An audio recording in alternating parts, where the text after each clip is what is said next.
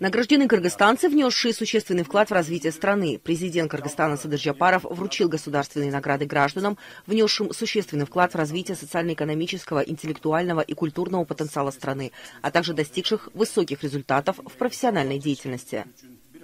Наград удостоены деятели культуры, педагоги, экономисты, строители, работники системы здравоохранения, а также государственные службы, органов местного самоуправления, связи, физической культуры и спорта, сельского хозяйства, представители общественных организаций, сотрудники СМИ и многие другие. Глава государства в своей речи подчеркнул, что каждый честный труженик, будь то военный, аграрий или энергетик, работник коммунальных служб или журналист, вносит свой вклад в улучшение общества. Садыр Джапаров призвал сограждан к совместной работе над укреплением единства и согласия, что даст возможность успешно развивать государственность, а также сохранить землю.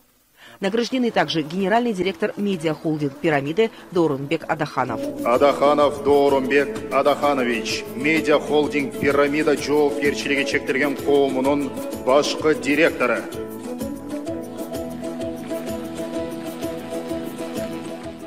Руководитель Туркел Медиа, автор и ведущий программы «Мост дружбы» на телеканале «Пирамида» Хокума Халилова. Указом президента она получила звание заслуженного деятеля Кыргызской республики. Халилова Хокума Бахрамгызы, Туркел коомдук фондунун президенти.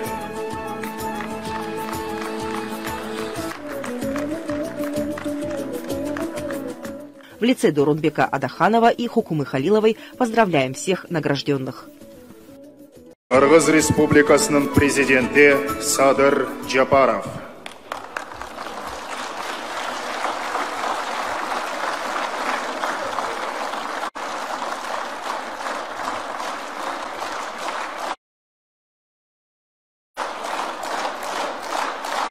Рахмат, урматтуу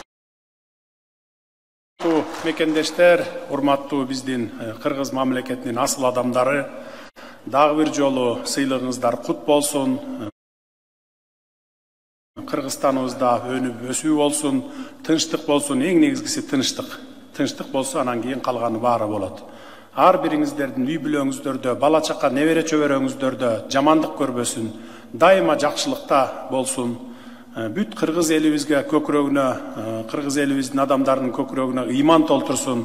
Кудайым ырыскысын мол берерин унутпасын. Дагы бир бар болуңуздар. Рахмат.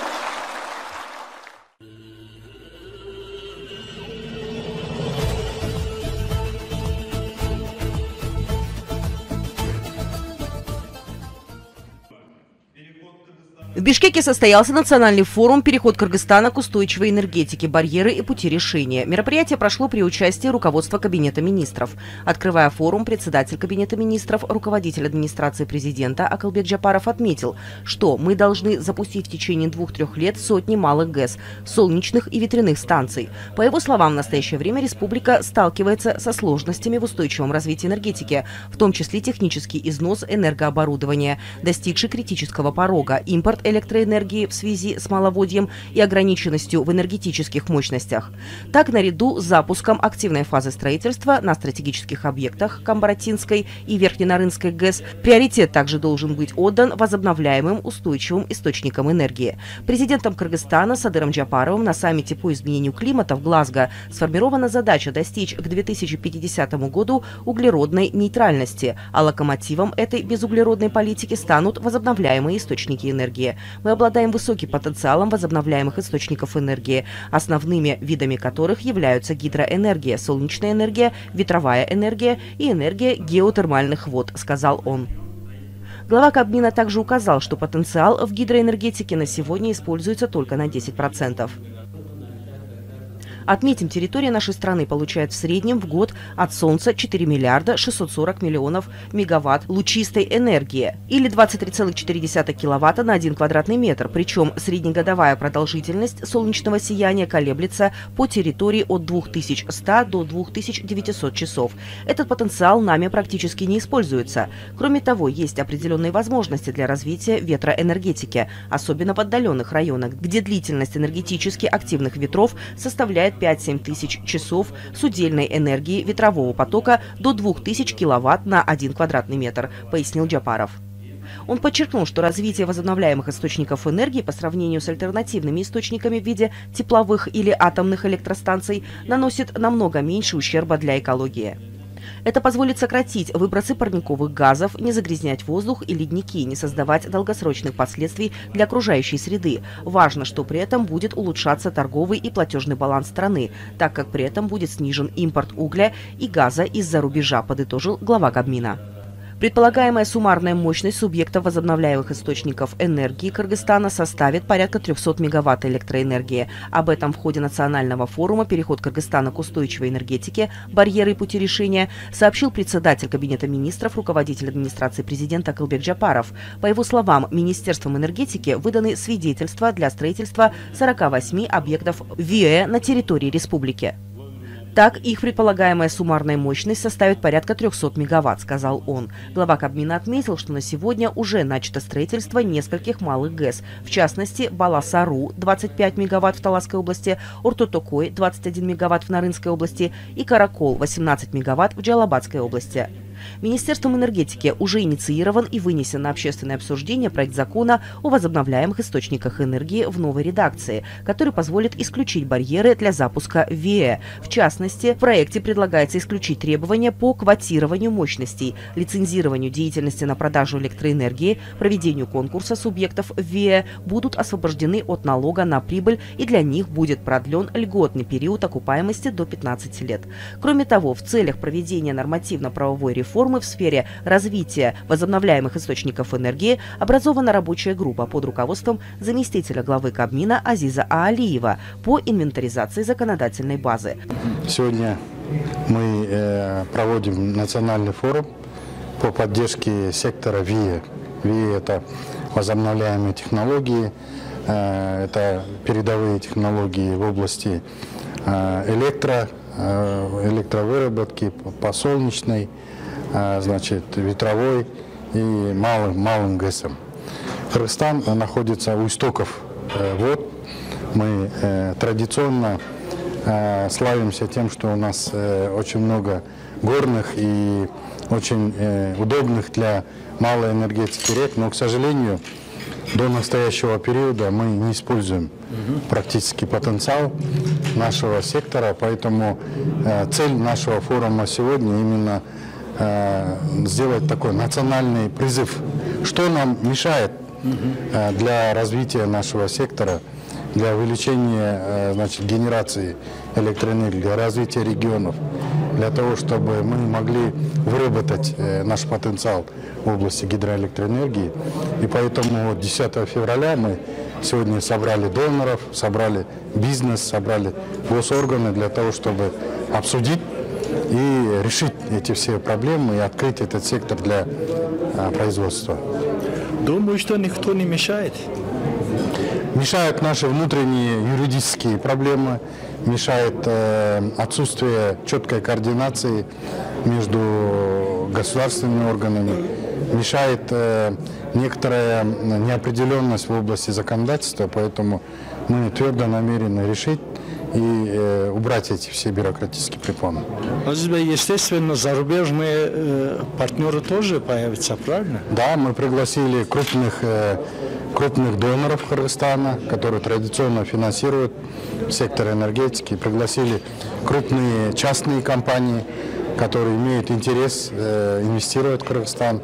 Пригласили бизнес, представителей нашего сектора, зарубежных компаний, для того, чтобы мы вместе на одной площадке могли это обсудить, понять проблемы и двинуться вперед. В Турции есть большой опыт мировой. Наверное, у вас контакты были. Недавно же из Турции приезжали по этой сфере специалисты и компании. Как с ним? У нас очень хороший контакт с энергетиками Турции. Мы знаем, что в Турции очень продвинутые технологии, эффективное использование всего потенциала, в том числе гидропотенциала. Поэтому мы готовы работать, и мы приглашаем турецкий бизнес для того, чтобы он активно входил наш сектор Кыргызстана. И сегодняшний как раз форум, как раз таки цель для того, чтобы открыть ворота для всех. Желаем удачи вам. Спасибо. На форуме были обсуждены текущее состояние сектора возобновляемых источников энергии, в том числе основные проблемы и перспективы развития сектора в Кыргызстане с учетом необходимости обеспечения полномасштабного доступа к энергообеспечению и сокращения вредоносных выбросов в окружающую среду путем внедрения зеленых источников энергии.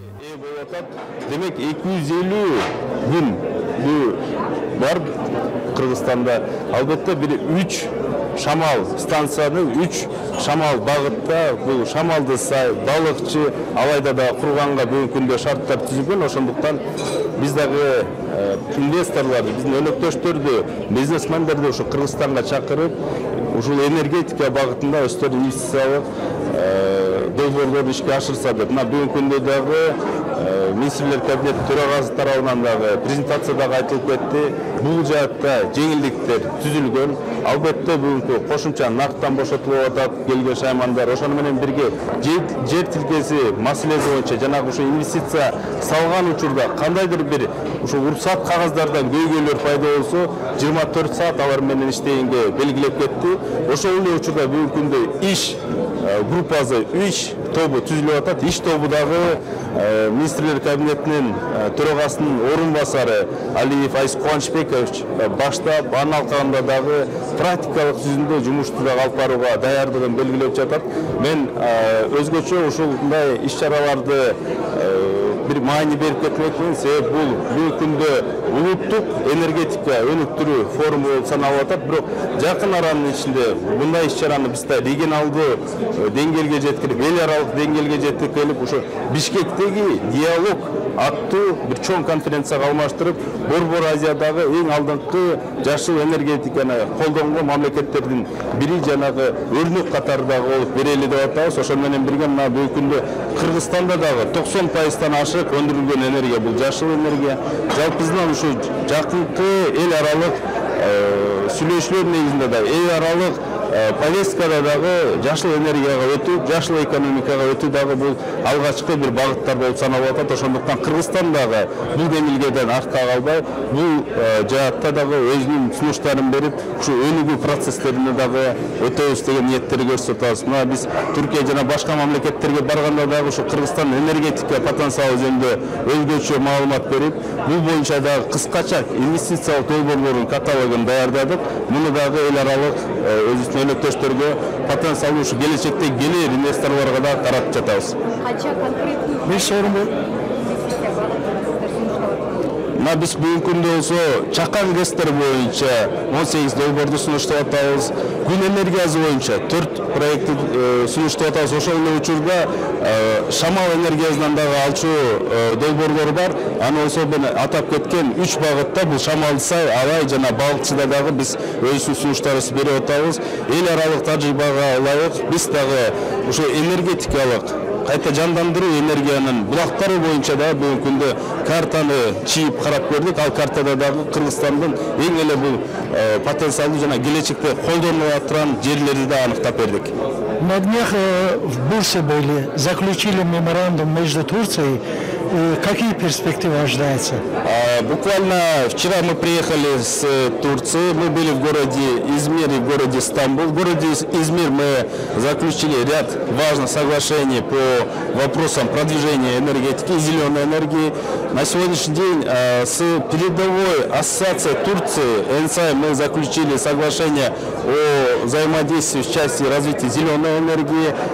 Со своей стороны компания готова оказать содействие для развития Кыргызской республики. При этом также членами ассоциации являются сами производители, в рамках которого мы также провели соответствующую работу и подписали соглашение о том, что они рассмотрят возможность инвестирования в экономику Кыргызстана. Как вам известно, Измир и области Западной Турции, они имеют большой потенциал в части выработки зеленой энергии. Сегодня в Турции 10% вырабатываемой энергетики – это зеленая энергия.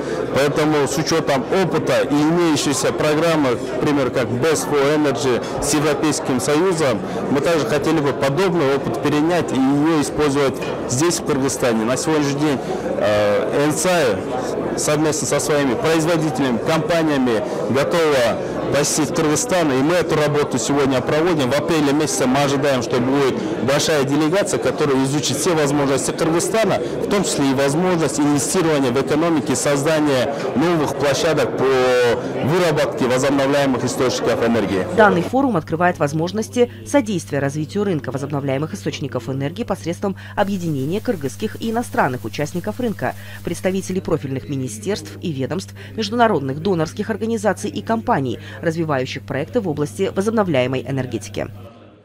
Форум был инициирован Кабинетом министров Кыргызской Республики, и для частного сектора это носит отдельное внимание, потому что, как вы знаете, сектор возобновляемых источников энергии, он у нас многострадальный, и много лет уже мы пытаемся бороться с барьерами, с проблемами, с вызовами нашего сектора, но каждый раз что-то, конечно, какие-то вопросы решаются, но основные, к сожалению, вот уже из года в год шли. И мы очень рады, что на данный момент на самом высоком уровне со стороны нашего президента, председателя Кабинета министров, его заместителей есть очень большая политическая поддержка, потому что в наших вопросах без политической поддержки, к сожалению, невозможно развиваться. И сегодня я вам скажу, что мы очень довольны результатами форума. Мы достигли своей цели. Сегодня со стороны нашего председателя Кабинета министров Акылбека Усенбековича Джапарова были озвучены ряд льготных преференций для сектора ВИЭ, и они очень-очень носят для нас важное значение. Я считаю, что по-настоящему сегодняшний день станет точкой отсчета по развитию ВИЭ в Кыргызстане. Мы очень надеялись на импульс, и все страны, да, наши соседние страны, очень многие страны интересовались нашим рынком, зарубежные, они тоже очень пристально следили, и я так думаю, что у нас наконец-то какой-то сдвиг пойдет. Значит, что было нам предложено? Самое первое... Первая ласточка в СНГ стали сегодняшних мероприятий, да? Да, ну в СНГ, конечно, многие страны, они в секторе ВИЭ, ряд стран нас обошли, но, например, вот в части предложенных нам преференций сегодня со стороны нашего Кабмина в виде исключения валютного риска мы стали первыми действительно в СНГ, потому что многие страны рассматривали этот вопрос, но не приняли, но мы надеемся, что он будет доведен до конца и ляжет, конечно, в нормативно-правовую базу. Валютный риск, самый первый, он исключен, то есть цены договора на поставку электроэнергии, произведенные на объектах ВИЭ, будут привязки идти к доллару. Даже Акылбек Усенбекович сказал, к дирхамам, к рублям, то есть на момент заключения, да, договора. Что это значит? Это значит, что наши проекты станут банковски привлекательными, потому что для нас один из самых важных барьеров это был экономический, финансовый барьер, потому что у нас, ну, вы знаете, нам нужно привлекать средства, а для банков нужны ряд гарантий по выкупу и по другим банковским рискам. Один из главных банковских рисков, он уже исключен. Я считаю, это будет очень большой привлекательной точкой для всех нас и шанс, да, уже брать кредиты. Во-вторых, это увеличение срока окупаемости по закону ВИЭ с 10 до 15 лет. Это тоже мы давно уже как ассоциация малых ГЭС предлагали, и наконец-то нас тоже услышали. Мы также рады услышать, что этот срок вырос. В-третьих, это отмена квотирования, которое было принято в 2019 году, изменение в нормативную базу, наш закон по ВИЭ. потому что квотирование так и не произошло, тем более учитывая нынешнюю ситуацию с нехваткой электроэнергии, квотирование отменяется. Также Калбек Усимбекович сегодня сказал, что планируется отмена лицензирования на продажу электроэнергии. И нас это все, конечно, очень радует.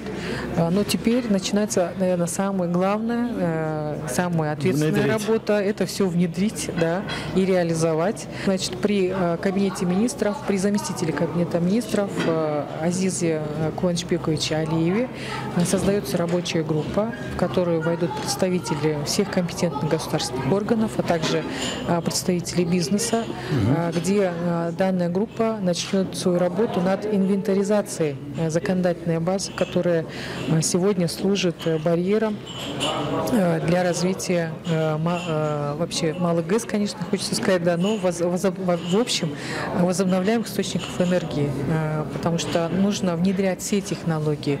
У нас они практически не реализованы, да, это большое поле для деятельности частного сектора, местного, иностранного. Поэтому очень надеемся, что дальше будет большой импульс. Эта рабочая группа доведет свою работу до конца. Будут также утрачены, они дадут на утрату все распоряжения, указы, которые на сегодняшний день не работают, а также определяться те нормативно-правовые акты, которые сегодня создают барьер для нашего сектора. И, конечно, внедряться все сегодняшние предложения, озвученные председателем Кабмина. Будем надеяться. Мы тоже очень надеемся. Для нас это большая надежда, успех. И мы надеемся, что электроэнергия станет для нашей страны самым главным товаром для экспорта нашей страны. Мы не должны импортировать, мы должны быть сильными экспортерами, потому что это энергетическая независимость, безопасность нашей страны и промышленность, развитие промышленности от этого зависит. Наша жизнь, как вы сказали, все зависит от электроэнергии, и мы станем по-настоящему независимыми. Спасибо.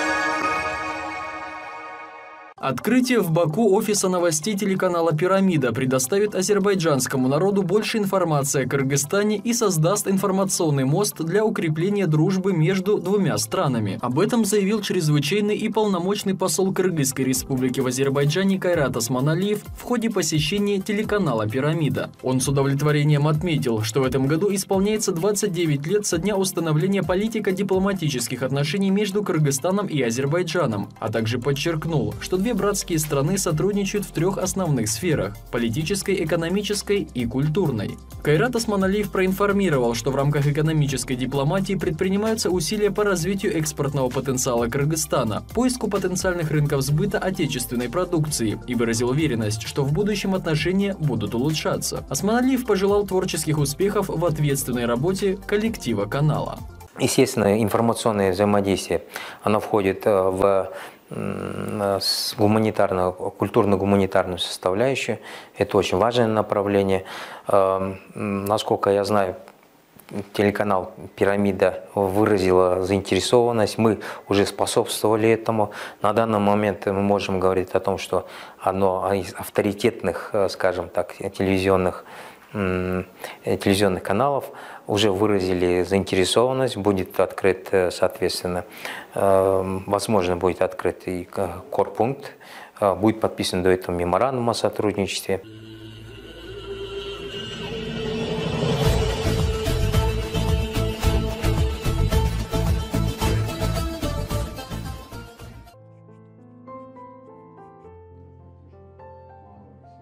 В Бишкеке состоялась бизнес-встреча Кыргызстан-Азербайджан, в рамках которой прошли B2B и B2G встречи с отечественными компаниями.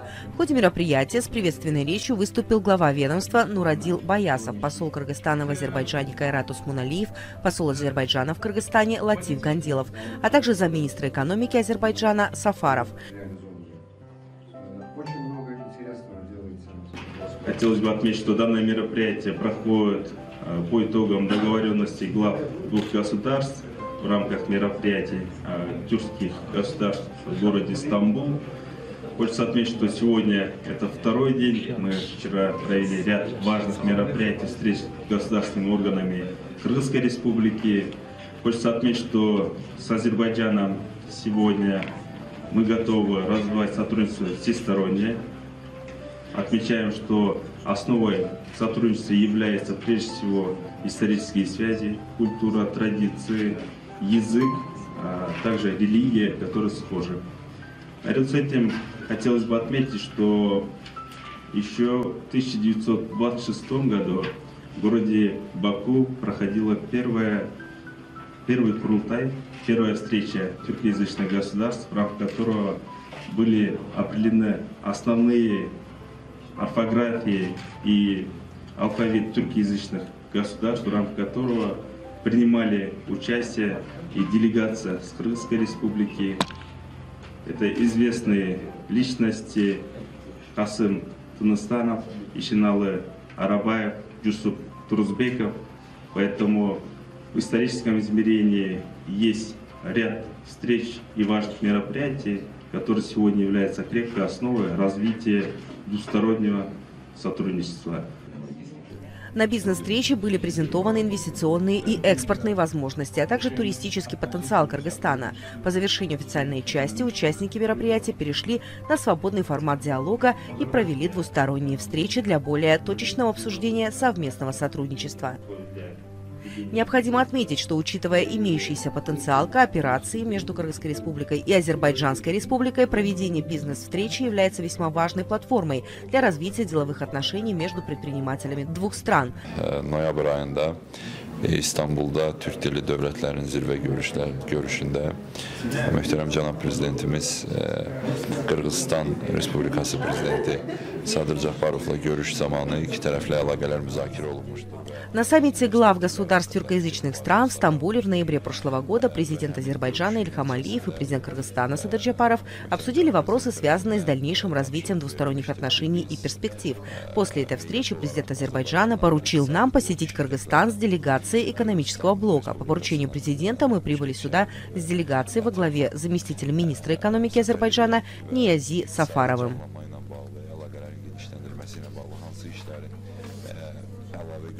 По программе высокого уровня, организованной Агентством инвестиций и развития Кыргызстана, мы приняли участие в весьма продуктивных встречах. У нас состоялись плодотворные встречи с министрами экономики, инвестиций, сельского хозяйства и заместителями министров.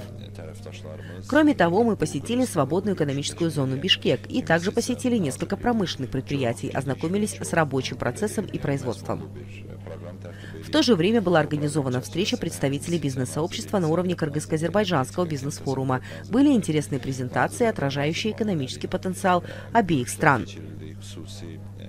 К сожалению, несмотря на эти возможности, экономические связи очень слабы, и я надеюсь, что мы сможем добиться высоких результатов, оценив этот потенциал. То есть, расширяя проекты, мы должны увеличить объем импорта и экспорта как из Азербайджана в Кыргызстан, так и из Кыргызстана в Азербайджан. Уже составляется перечень продуктов и изучаются инвестиционные возможности. В Кыргызстане имеется СЭС Бишкек, в Азербайджане экономическая зона Алат. Мы дали подробную информацию об этом на наших встречах.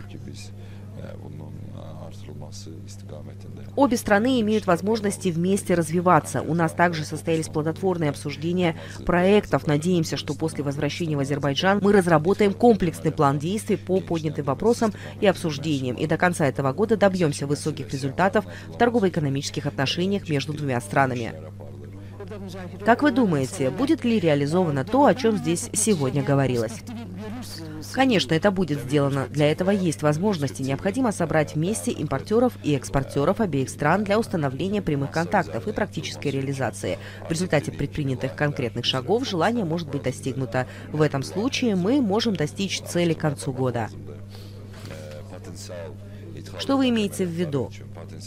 Импортно-экспортная операция. Как известно, Азербайджан уже добился успешных результатов в этом направлении. Уже перечислены конкурентоспособные товары, и в результате упомянутых операций ведется торгово-ориентированная работа. Например, сюда можно вывозить продукты питания и промышленные товары из Азербайджана, а также товары из Кыргызстана, которые не производятся в Азербайджане. Конечно, подписание коммерческих контрактов очень важно, и это должно быть в интересах обеих сторон.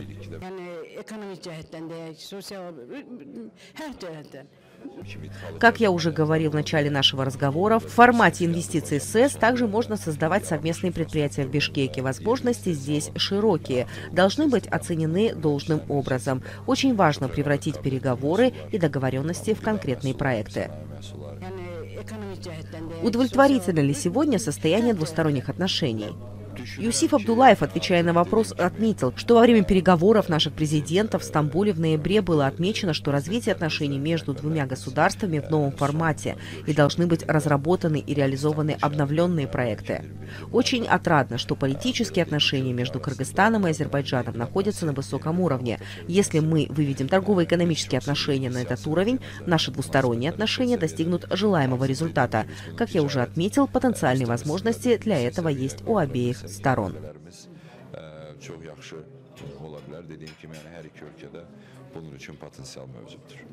Меня зовут Саид Гулузаде, я коммерческий менеджер компании Паша Construction. Паша Construction является одной из крупнейших строительных компаний в Азербайджане и во всем регионе. Мы строим проекты в основном коммерческой направленности, в сфере коммерческой, в сфере жилищной. В жилищной сфере также мы строим супермаркеты, спортивные объекты. Целью нашего визита в Кыргызстан было в первую очередь изучение рынка, изучение возможностей, изучение того, что мы можем насколько привнести. Привлекательный, да? Это... Совершенно верно, да. Насколько привлекателен рынок, что рынок может дать нам, что мы можем дать рынку. Да. В связи с этим был проведен ряд встреч с киргизскими партнерами. На каком уровне? Это в основном были представители бизнеса, это были также представители госструктур. Довольно-таки результативные были встречи, есть о чем подумать. И надеемся, что это будет первый шаг в установлении тесных отношений. Взаимное сотрудничество. Как Паша Construction, что он намерен сделать в Кыргызстане? Инвестиции или, как вы сказали, уже изучаете рынок? Насколько она будет дивиденды принесет или нет?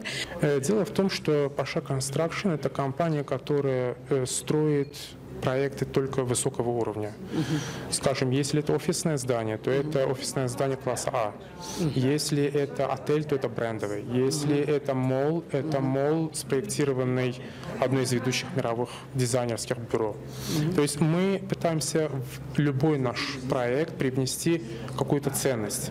И как бренд будет? Обязательно, да. обязательно.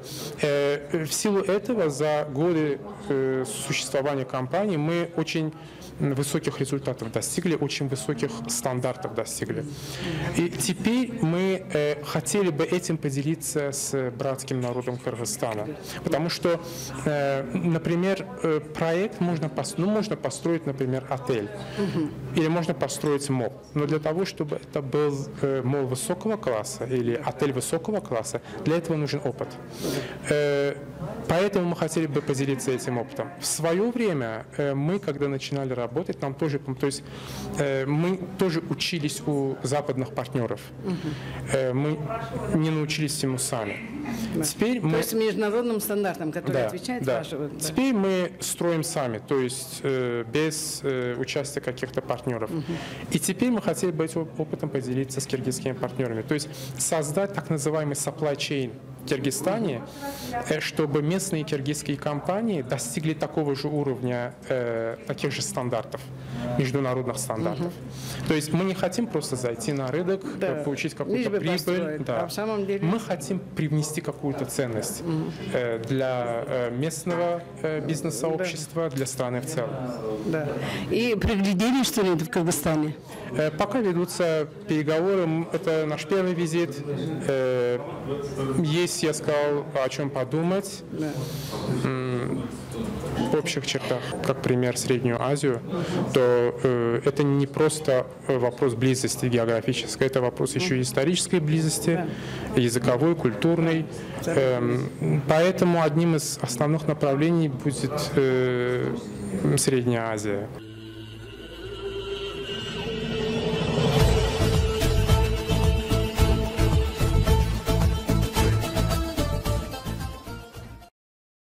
Министр здравоохранения Кыргызской республики Алым Кадыр Бишеналиев представил коллективу Бишкекской государственной больницы кыргызско-турецкой дружбы нового главного врача, профессора, доктора медицинских наук Мете Кыдыроглу, назначенного турецкой стороной. В своем выступлении министр поблагодарил коллектив больницы за предоставляемую качественную медпомощь населению Кыргызстана и пожелал успехов новому главному врачу больницы. Также он отметил, что данная больница имеет большое значение в практической подготовке кадров для системы здравоохранения страны. Проходившие практику в этой больнице местные медицинские работники после освоения инновационных навыков, приобретения достаточного опыта будут направлены в другие организации здравоохранения Кыргызской республики для усиления кадрового потенциала, повышения уровня оказания медицинской помощи населению. Я много бывал в Турции, я участвовал в операциях. Теперь с помощью этой дружественной больницы я надеюсь, что мы сможем сделать некоторые операции в нашей стране, не выезжая за границу. Мы также приглашаем специалистов со всех регионов Кыргызстана, чтобы улучшить свои знания. Я намерен это организовать.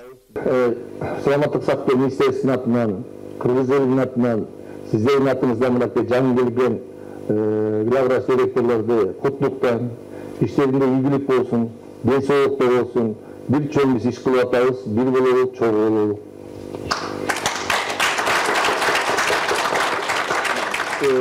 По словам недавно назначенного главврача от Турции, профессора Мете Кыдыроглу, больница была открыта не для того, чтобы зарабатывать деньги, а для оказания медицинских услуг населению. Мы рады быть частью больницы дружбы. Мы приложим все усилия для укрепления дружбы между двумя странами путем лечения пациентов, которые в силу некоторых обстоятельств в системе здравоохранения не имеют доступа к надлежащему лечению, а для оказания качественной медицинской помощи мы будем обмениваться опытом. Заместитель главного врача Усмонали Масалиев подчеркнул, что больница будет соответствовать всем требованиям 21 века, отметив следующее. На сегодняшний день между двумя странами реализовано много проектов, и больница кыргызско-турецкой дружбы является одним из самых важных из них. Это то, что мы можем видеть на практике.